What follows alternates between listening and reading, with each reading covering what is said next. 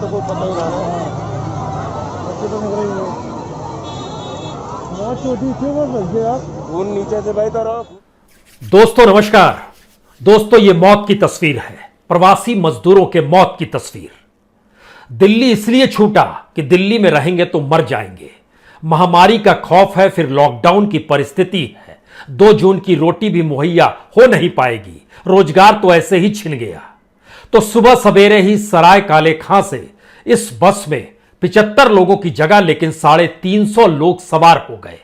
दिल्ली से टीकमगढ़ जाने वाली यह बस ग्वालियर के पास जोरासी घाटी में लड़खड़ा गई। 3 की मौत हो गई, 7 घायल हो गए। जो घायल हैं उनकी स्थिति भी नाजुक बनी हुई है। वक्त बीतने दीजिए, ऐसी बहुत सारी तस्वीरें अलग अलग माध्यमों से, अलग अलग जगहों से, अलग अलग रास्तों से आपके सामने बार बार उभरेगी और हम तो इसके आदी हो चले हैं। यह देश इसका आदी हो चला है, अभ्यस्त हो चले हैं। क्योंकि याद कीजिए, पिछले बरस भी 900 लोगों की मौत कहीं सड़क पर हो गई, कहीं रेल की पटरियों में हो गई, कहीं बस में हो गई, कहीं टैंकर में हो गई, कहीं सड़क पर दुर्घटनाग्रस्त हो गए, कहीं साइकिल के नीचे समा गए, साइकिल के ऊपर से बस गुजर गई, और कहीं पर रेलगाड़ी में सफर करते करते भी इस देश के 196 मौतें हुई। लेकिन आह तक इस देश के भीतर में नहीं निकली। पार्लियामेंट के भीतर शोर हुआ तो कहा गया हमारे पास आंकड़े नहीं है। सब कुछ वही है, सिर्फ तारीख बदलती जा रही है। वक्त बदला है लेकिन हालात जस के तस हैं। और संयोग देखिए, दिल्ली से टीकमगढ़ 700 रुपए प्रति यात्री से लिया गया। 350 यात्री इस बस के भीतर सवार थे, यानी तकरीबन 2,45,000 रुपए की कमाई दिल्ली से टीकमगढ़ एक बस वाले को हो रही थी। और वह भी लोगों को भरते जा रहा था, नीचे ऊपर अंदर बाहर सब तरफ सिर्फ लोग ही लोग थे।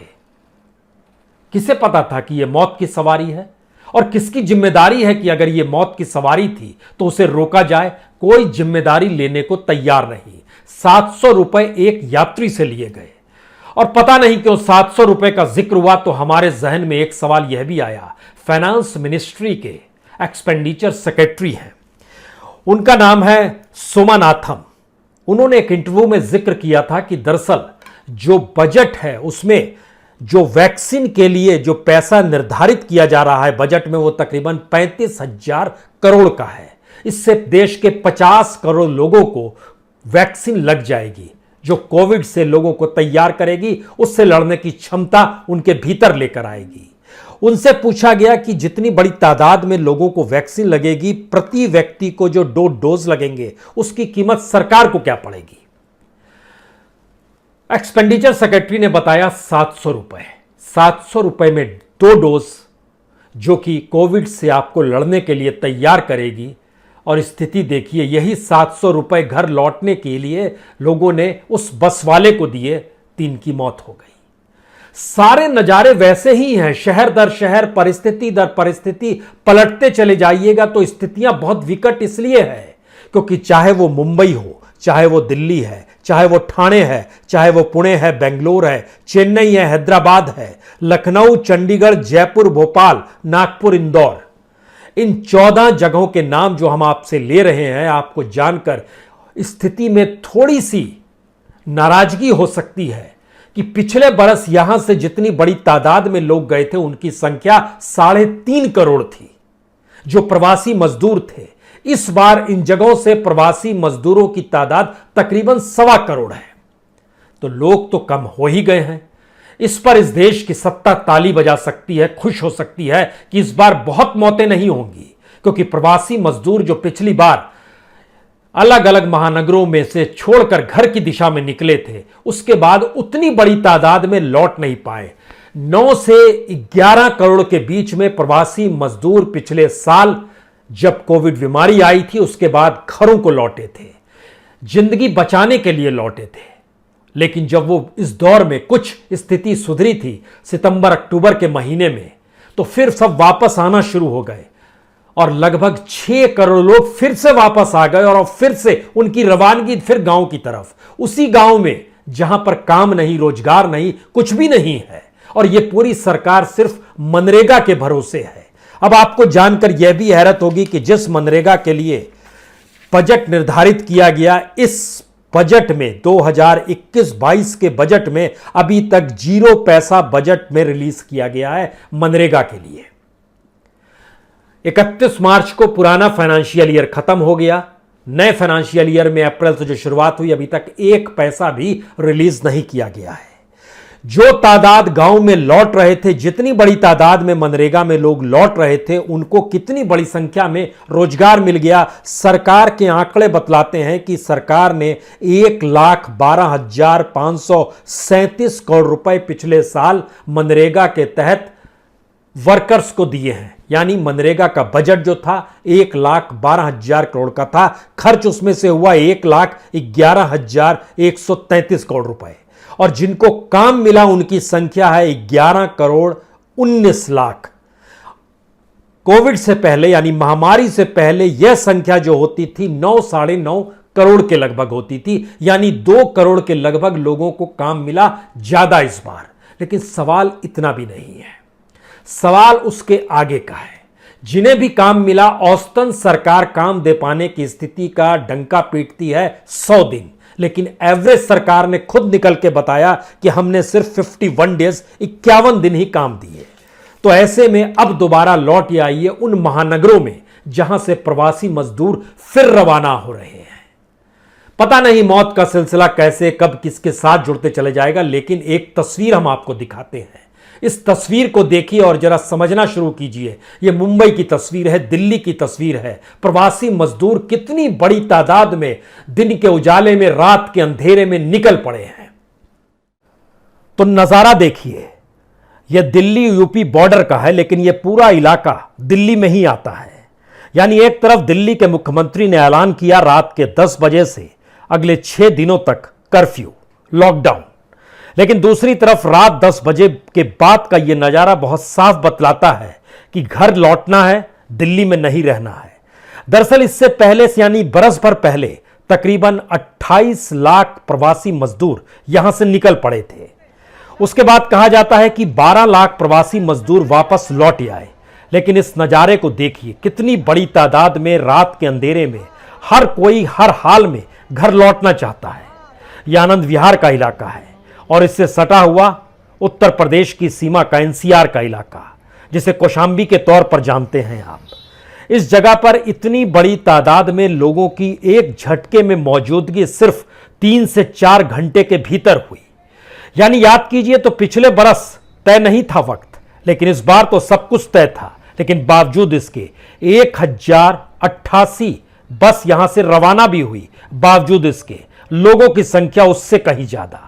तो कितनी बड़ी तादाद में लोग एक साथ ऐसी जगहों पर आ सकते हैं, और वहां पर कितनी बड़ी तादाद में बस ट्रक की व्यवस्था होनी चाहिए, कोई जिम्मेदारी इसकी लेने को तैयार नहीं।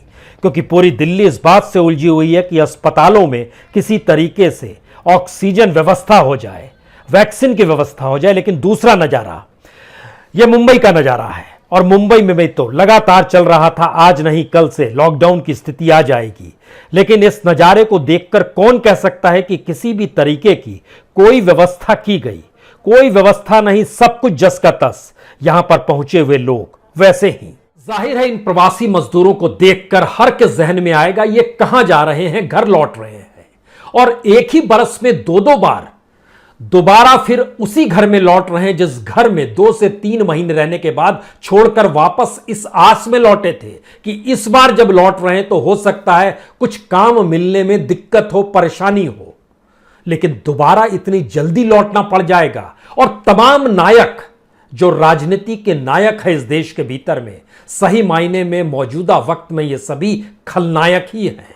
किसी का नाम ले लीजिए, चाहे देश के प्रधानमंत्री का नाम लीजिए, चाहे केजरीवाल का नाम लीजिए, चाहे योगी का नाम लीजिए, चाहे उद्धव ठाकरे का नाम लीजिए, किसी भी राज्य के किसी भी मुख्यमंत्री का नाम आप लेते चले जाइए, आपके जहन में वाकई ये सवाल होगा, ये नायक के तौर पर खलनायक है। कोई सिस्टम इन्होंने डेवलप किया ही नहीं।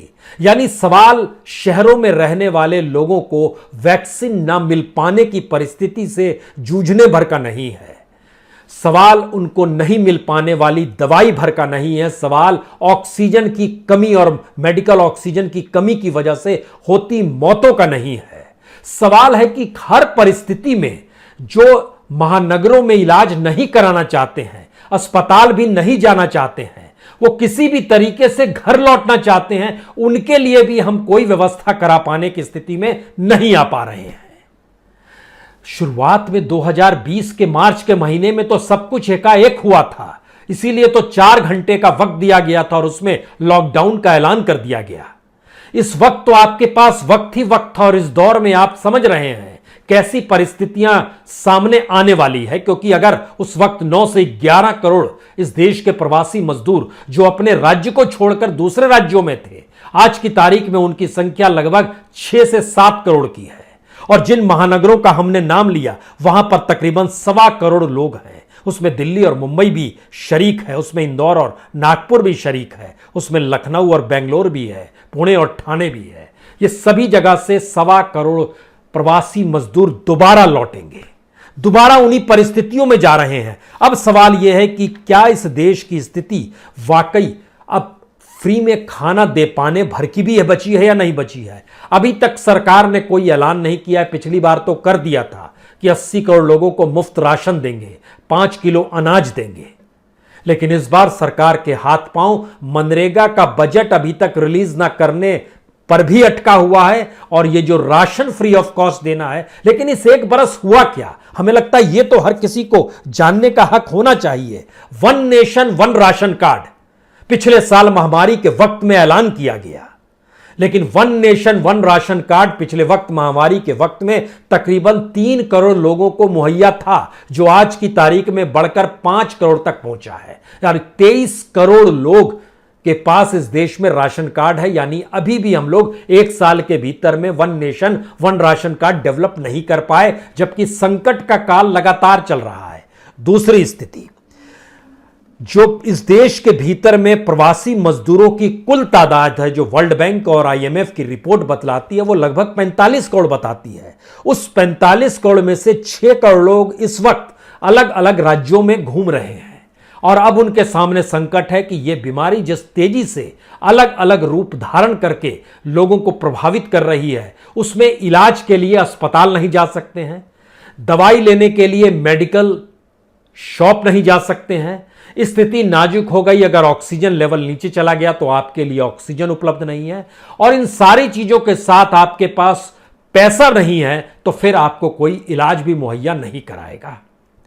प्रवासी मजदूरों की कमाई, जो कुल सरकार का जो डाटा है और इंटरनेशनल लेबर ऑर्गेनाइजेशन का जो डाटा है, दोनों डाटा को अगर मिलाइएगा तो इस देश के भीतर में जो अलग अलग काम होते हैं उसमें सबको प्रतिदिन के हिसाब से लगभग 150 से 450 रुपए के बीच में ही सबकी आय होती है प्रतिदिन की, जो इतनी दूर से कमाने के लिए महानगरों में आकर रोजगार कर रहे हैं।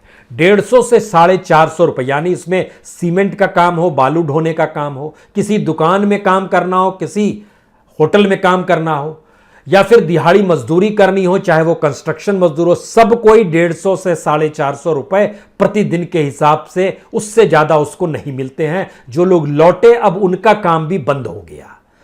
दूसरा संकट सबसे बड़ा यह था कि जो हमारे देश के भीतर में प्रवासी मजदूरों को रोजगार दे पाने की स्थिति में जो भी इंडस्ट्री थी, उस इंडस्ट्री में 62% इंडस्ट्री में दोबारा ऑक्सीजन आ ही नहीं सका। उसमें जो काम करने वाले की क्षमता 2019 में थी, उसमें सिर्फ 40% लोग ही इस 2020 के बाद काम कर पाने की स्थिति में। यानी इतनी बड़ी तादाद में लोगों के पास काम छिनता चला गया। और CMIE का डाटा यह बतलाता है कि जितनी बड़ी तादाद में परमानेंट नौकरी थी वह संख्या करोड़ों में है। उसके बावजूद भी जो ग्रामीण इलाकों में लौटे, अपने घरों को लौटे, वहां पर भी काम नहीं मिला। जो पैसा बचा के रखा था या घर में जो भी अनाज साधन थे उसको जी रहे थे, लेकिन उस तकलीफ को जीते जीते ऐसी परिस्थिति भी आई जहां पर भोजन घरों में कम करना पड़ा। एक रिपोर्ट बतलाती है कि लगभग 27% प्रवासी मजदूरों ने 2 जून की रोटी जो सुबह और शाम वो खाते हैं उसकी मात्रा उन्होंने कम कर दी। लगभग 45% प्रवासी मजदूरों के सामने मुश्किल यह आ गई कि जो भी जमा पूंजी थी वह मार्च के महीने आते आते खत्म हो चली थी। यानी इससे पहले जो लोग लौट रहे थे उसकी सबसे बड़ी वजह यह थी कि पैसा नहीं था। रोजगार नहीं था, रोटी नहीं थी। यानी एक ऐसे फेल देश के नायकों की कतार है इस देश में, जो इस देश की गवर्नेंस को नहीं चला पाते हैं। लेकिन यहां पर एक दूसरा सवाल उठता है कि जो भी टैक्स पेयर का पैसा था, उससे किसी तरीके की कोई रईसी में कमी ना तो इस देश के प्रधानमंत्री की जीवनचर्या में आई, ना किसी भी राज्य के मुख्यमंत्री की जीवनचर्या में आई। स्थिति कितनी विकट है। 2020 में राज्यों को फैसले लेने थे, 2021 में राज्यों के हाथ पांव फूल चुके हैं। शायद इसीलिए अब हाईकोर्ट निर्देश देने की बात कर रहा है, जो कि काम एक किसी भी राज्य के किसी भी ब्यूरोक्रेट का होना चाहिए या मंत्री का होना चाहिए। इलाहाबाद हाईकोर्ट कहता है कि 6 जिलों में आप लॉकडाउन कीजिए।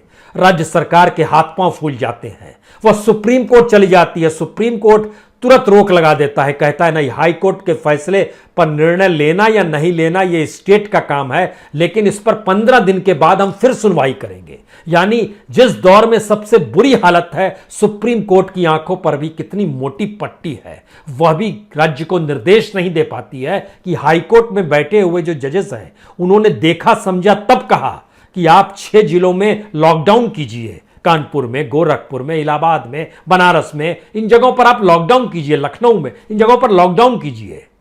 लेकिन वो सुप्रीम कोर्ट चलकर आ गए।